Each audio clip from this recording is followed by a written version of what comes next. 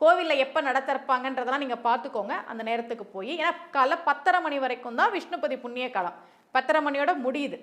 கையில் 27 பூ எடுத்துக்கோங்க.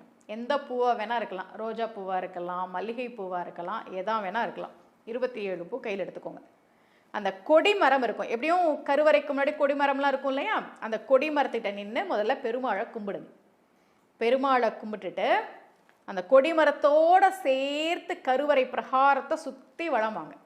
வளம் வந்த உடனே முதல் சுற்று முடிஞ்சிருச்சு. அப்போ ஒரு பூவை எடுத்து அந்த கொடிமரத்துக்கிட்ட வச்சுடுங்க.